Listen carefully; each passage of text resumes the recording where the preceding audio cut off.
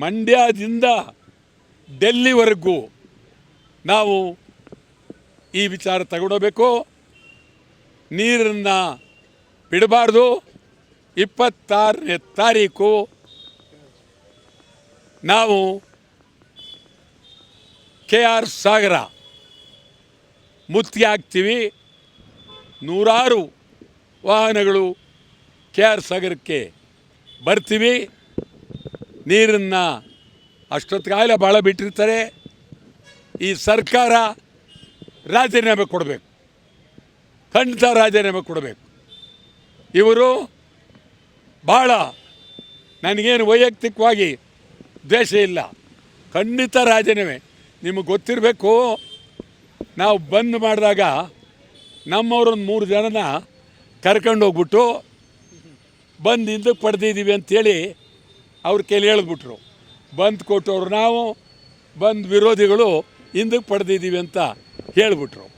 ಇವತ್ತು ನಿಜವಾಗ್ಲೂ ಕನ್ನಡ ಸಂಘಟನೆಗಳನ್ನ DK ಶಿವಕುಮಾರ್ ಹೊಡೆದಾಕ್ತಾರೆ, ರೈತ ಸಂಘಟನೆ ಹೊಡೆದಾಕ್ತಾರೆ, ಯಾರಿಗೂ ಹೆದರೋದಿಲ್ಲ, ನೀರನ್ನು ಬಿಡ್ತಾರೆ. ಆ ದೃಷ್ಟಿಯಿಂದ ನಾನಂತೂ ಎಷ್ಟು ವರ್ಷ ಜೈಲಿಗೆ ಹೋಗೋಕ್ಕೂ ಚಿಂತೆ ಇಲ್ಲ, ಹೋಗ್ತೀವಿ. ನೀರನ್ನು ಬಿಟ್ಟಿರುವ ಸರ್ಕಾರದ ವಿರುದ್ಧ ನಾವು ಈಗ ಸತ್ಯಾಗ್ರಹ ಮಾಡ್ತೀವಿ. ನೀವು ದಯಮಾಡಿ ಹೋರಾಟ ಯಾವುದೇ ಕಾರಣಕ್ಕೂ ನಿಲ್ಲಿಸಬಾರ್ದು ಅಂತೇಳಿ ಒತ್ತಾಯ ಮಾಡ್ತೀನಿ. ಹೌದೌದು, ಅದು ಒಂದೇ ಅಲ್ಲ, ನಮ್ಮ ನಾಲೆಗಳಿಗೆ ನೀರಿಲ್ಲ, ಕೆರೆಗೆ ನೀರಿಲ್ಲ. ಮಂಡ್ಯದಲ್ಲಿ ನಾನು ನಿನ್ನೆ ಕೇಳಿದೆ, ಸುಮಾರು ಸಾವಿರಾರು ಕೆರೆಗಳು, ಆ ಕೆರೆಗಳಲ್ಲಿ ಮುಚ್ಚೋಗಿವೆ. ಕೆರೆಗಳಿಲ್ಲ, 900 ಕೆರೆಗಳು ಮುಚ್ಚೋಗಿವೆ. 36 ಕೆರೆ ಇದೆ, ಅದು ಒಣಗೋಗಿದೆ. ಮೈಸೂರು ಹಂಗೆ ಆಗಿದೆ, ಚಾಮರಾಜನಗರ ಹಂಗೆ ಆಗಿದೆ.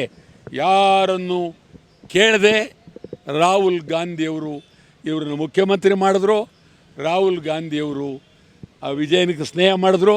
ವಿಜಯನ ಜೊತೆಲಿ ನಮ್ಮ ಮುಖ್ಯಮಂತ್ರಿಗಳ ಸ್ನೇಹ ಆಯಿತು.